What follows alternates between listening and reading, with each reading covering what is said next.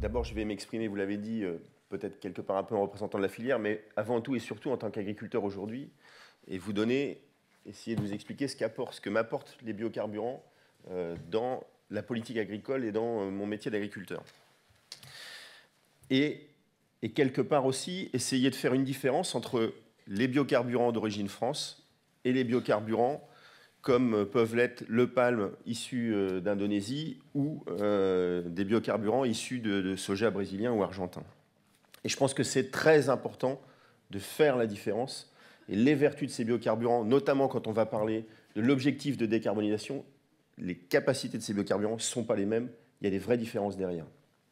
Alors, en tant qu'agriculteur, déjà, il faut savoir que moi, je produis du colza sur mon exploitation. Petit élément à préciser, quand je produis du colza, il y en a la moitié qui sert à faire de l'huile et il y en a la moitié qui sert à faire de l'alimentation pour mes animaux, qui sont des sources de protéines non OGM et qui viennent en alternative du soja sud-américain. Quand je fais mon huile à partir du colza, donc pour la moitié, il y en a à peu près un tiers qui va en alimentation humaine et ce tiers-là, la consommation elle est constante, voire en légère baisse. Et il y en a les 2 tiers qui servent à faire des biocarburants.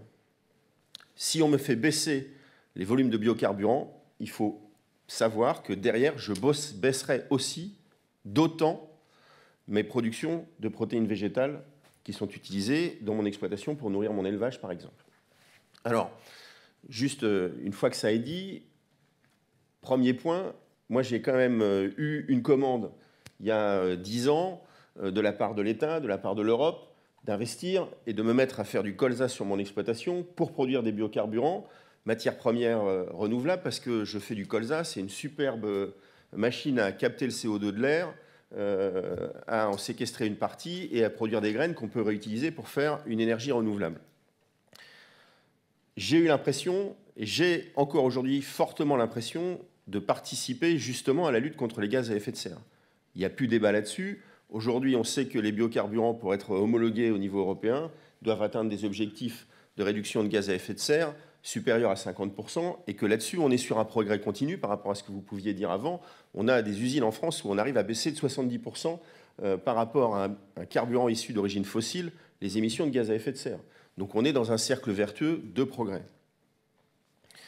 Donc on s'est inscrit dans ce débat-là, et nous, producteurs français, en plus, on a investi dans des usines, puisque les usines du groupe Avril qui existent aujourd'hui, elles ont été portées par de l'argent de producteurs, et on a investi, les derniers investissements, ils ne sont pas vieux, ils datent d'il y a 5 ans. Ces investissements colossaux, on a investi presque 1 milliard en France, et ces amortissements, vous êtes bien conscient qu'on va devoir les amortir sur une certaine durée. Alors, premier point, pourquoi baisser aussi vite, alors qu'on le voit, les parts d'énergie fossile sont encore majeures.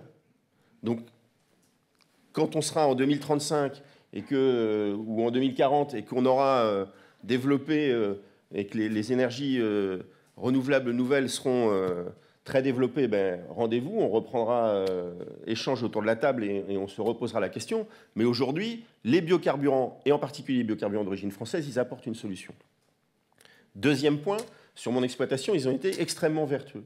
Ils ont amené une rotation dans les cultures, puisque je me suis mis à développer une nouvelle culture, avec plus de biodiversité. Et cette rotation, je ne vais pas rentrer dans des détails techniques, elle m'a permis de réduire l'usage de produits phytosanitaires sur mon exploitation. Donc si demain on me supprime cet élément-là, je vais me remettre à faire plus de blé et je vais me remettre à consommer plus d'éléments phytosanitaires. Et c'est quand même un point à prendre en compte. Troisième point, moi je suis éleveur de porc. Je suis à 20 km de l'usine qui produit ces biocarburants. Quand je descends un camion de colza, le camion, il remonte avec des tourteaux pour nourrir mon élevage. On est sur un modèle qui est quasiment en circuit court. En plus, je réponds à une attente de consommateurs, puisque je produis mes porcs dans une filière alimentation sans OGM, en ayant trouvé une alternative au soja que j'importais.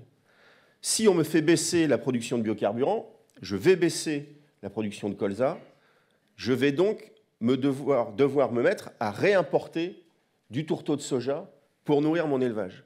Ça va faire grimper les prix du soja, ça va mettre en difficulté l'élevage qui est déjà en difficulté en France, et en plus, je suis persuadé que ça va accélérer la déforestation au Brésil, parce que si les prix du soja montent, les agriculteurs brésiliens, ils sont très opportunistes, ils feront plus de soja. Et puis le dernier point, c'est l'économie de mon exploitation, et puis plus au-delà de ça, l'économie de la filière. Sur mon exploitation, il se trouve que le colza, c'est quand même une des cultures qui m'a permis de maintenir la tête hors de l'eau ces 2 dernières années en période de crise. Si vous me supprimez cette culture, je vais m'enfoncer encore un peu plus dans une crise. Et alors, je ne parle même pas de la filière française. C'est une filière qui est déjà en difficulté avec des prix du pétrole qui sont bas, mais je ne vais pas rentrer dans les détails, mais la filière a perdu plusieurs dizaines de millions d'euros. Et le risque, c'est que si on arrête les biocarburants alors qu'on n'a pas amorti les outils, on sera dans une difficulté noire. Cette difficulté, elle nous empêchera d'investir dans les biocarburants de 2e génération. Parce que ne nous leurrons pas, aujourd'hui, on essaye de construire, on vient de construire un pilote industriel, on a investi 170 millions d'euros, c'est-à-dire quasiment le prix d'une usine de biocarburants pour faire ce premier pilote. Il ne fonctionne pas encore, il n'est pas encore démarré. Et demain, si on veut avoir des solutions de biocarburants de 2e génération, on sait qu'on a encore plusieurs milliards à investir. Et chaque usine qu'on devra construire, j'ai dit en France, toute la filière biodiesel, elle a coûté 1 milliard. Chaque usine biocarburant de 2e génération qu'on devra construire, on sait qu'elle coûtera individuellement quasiment 1 milliard. C'est-à-dire qu'en France, on sera sur quasiment 10 milliards à investir pour faire ces biocarburants de 2e génération.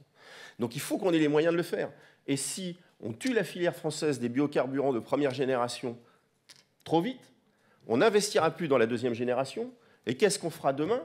Moi, producteur, j'irai acheter du soja sud-américain, j'achèterai des carburants issus de biocarburants de 2e génération qui ne seront probablement pas faits en France ou en Europe et qui seront probablement faits par des pays qui auront gardé les moyens d'investir. Voilà. Et alors, petite cerise sur le gâteau qui en rajoute encore à mon niveau d'incompréhension, c'est ce qui vient de se passer sur les choix européens sur l'importation de biodiesel argentin. Alors, je vais essayer de faire très rapide. Biodiesel argentin, il se trouve que par un petit tour de passe-passe sur des taxes, ça s'appelle du dumping assez généralement, les Argentins arrivent à mettre sur le marché du biodiesel moins cher que le prix des matières premières qu'ils utilisent pour le faire. Ils exportaient ce biodiesel vers les États-Unis. Monsieur Trump a pris une décision, il a augmenté les taxes à l'importation de ces biodiesels pour éviter de mettre par terre sa propre industrie du biocarburant. Concomitamment à ça, l'Europe a pris la décision inverse de lever les taxes sur l'importation de ces biocarburants argentins. Qu'est-ce qui se passe? C'est immédiat. Les bateaux qui allaient aux États-Unis, ils ont été déroutés pour revenir vers l'Europe. On sait qu'au mois d'octobre, on va recevoir en Europe 240 000 tonnes de biocarburants argentins. 240 000 tonnes, c'est ce que produit une usine de biocarburants française pendant une année. Les usines, elles ne vendent plus parce que les pétroliers qui achètent au moins cher, ils attendent que ces biocarburants ils arrivent. Moi, je ne connais pas d'usine qui peut continuer à fonctionner si elle n'a pas de clients et si elle ne vend pas. Donc, je ne vous fais pas de dessin sur ce qui va se passer. Et puis, derrière, moi, producteur, mon colza, pour l'année prochaine, il est déjà semé. Je ne vais pas trouver de marché, je ne vais pas trouver de débouché.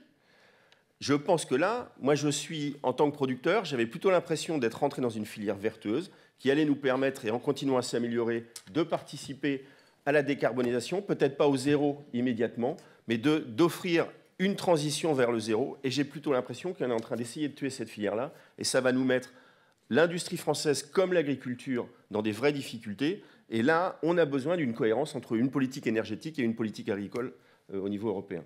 Sébastien Windsor, merci.